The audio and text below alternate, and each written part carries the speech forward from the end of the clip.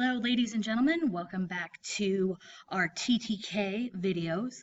Now we are on to Unit 2, the Dark and Middle Ages. All right, so here we go with our terms.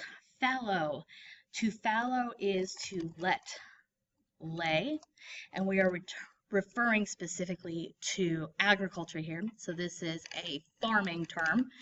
Okay, it is referring to a field that they would just not use in particular.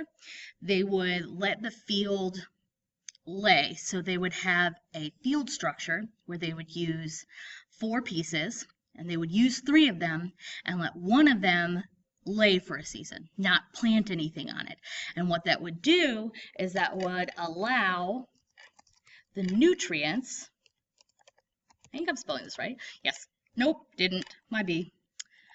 It would allow the nutrients to come back into that soil. Okay. Our next term is a vassal. A vassal is a person loyal to a lord. Okay. A person loyal to a lord. They have to be financially and militarily loyal. Okay, so they have to be loyal in many ways. So typically, this could be a knight loyal to the lord of their land. This could be a lord loyal to the king. A person could be a vassal to anyone, but they didn't have to necessarily be a lord. Okay, they could be a lord and be a vassal, but they didn't have to be a vassal to be a lord. Did I say that right, or was it the other way around? Anyways, anyone who is loyal to someone of a upper class than them. Okay. Serf. This is the lowest social class in feudalism. All right. They are peasants. They are poor, and most importantly here, they are tied to the land. They cannot leave. They are basically one step above slaves. They're free. They work the land. They work the land in return for protection from the knights and from the lord of their area. So they're free. Technically, they can move when they want to, but they don't ever because they need the land to grow things. They need the protection from their lord, so they are tied to that land. Chivalry. This is a code of conduct, which is behavior.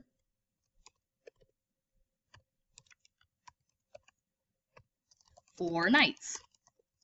We nowadays think of this as being polite or gentlemanly.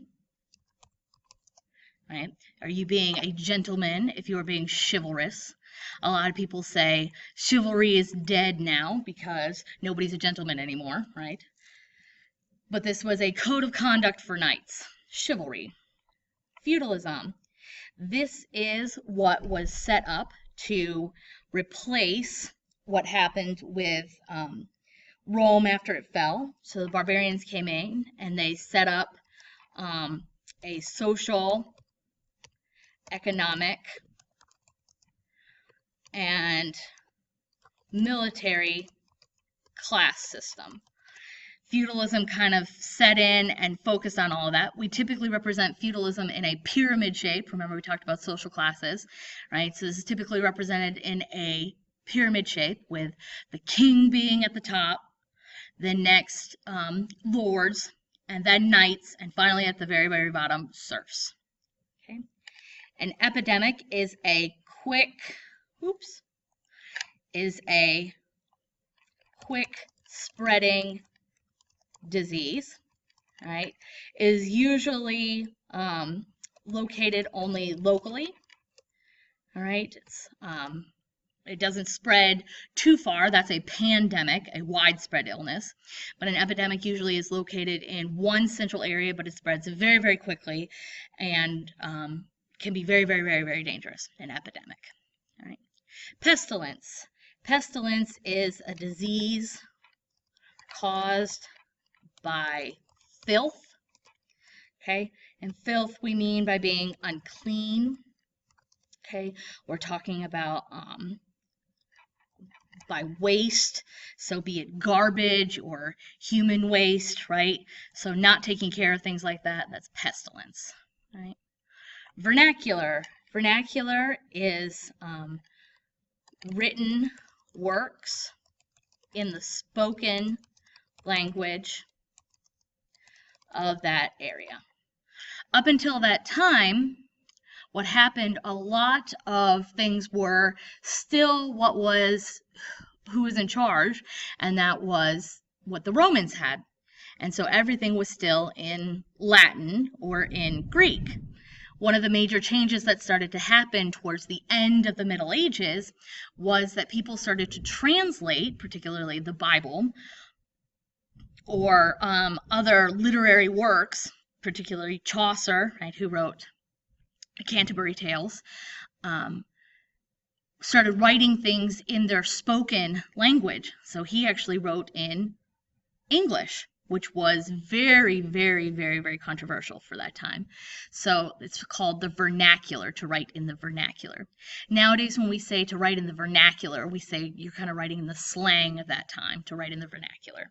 So when you write in your text speak, you're writing in your vernacular. All right. Guilds. Guilds are economic associations. Okay. They're kind of like fraternities or associations. They were meant to protect working class groups. All right. They got together, and what they did is they set prices and quality standards so that they would protect what was going on inside of their making of their work. All right. The middle class is what was developed right at the end of the Dark and Middle Ages, and they made their money, which was unique at that time. And so by creating these associations of people who worked together, they kept out the riffraff and were able to make sure that not only were the goods they were selling were good, but also that they kept somebody from keeping the prices, either from making them too high and cutting everybody else out, or from making the prices too low and everybody wanted to go buy from them, driving all the competition out. Okay. The Magna Carta is Latin for the Great Charter. Okay, the Great Charter, it was a set of laws, okay, written by nobles, okay, and its job was to limit the power of the king, all right, and it did this by making sure that everybody got a fair trial. All right, did this through what is called precedent, which means that they had to write down the laws so that the king just couldn't make up laws whenever he felt like it. It also gave more power to the nobles so that he couldn't just come in and oust whoever was there. And it also made something really important. It gave them what was called a parliament. Okay, and parliament, oops, sorry, I got an email. And parliament is a group that helps to write laws. So this is also where we got kind of our idea to help have a group that writes laws, which is like our modern day Congress. Okay, so that is the end of the TTK for Unit 2 for the Dark and Middle Ages. Don't forget that you not only have to put images in here, which I'll show you again how to do. So if you go to Google and search, all right, so let's type in here Magna Carta. All right, so go to images. Ooh, lots of pretty ones. Ooh, I like this one because he's actually signing it.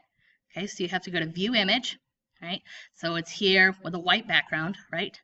So view images, and you go back, hover over, you put it so that the cursor's in there. Ta-da! It's in there. Don't forget that you are required to put images in here, and you also must fill out the one inside your notebook with images. This is a two-part one. Must be filled out on digital in Google Classroom and in your notebook. Okay? All right. Good luck.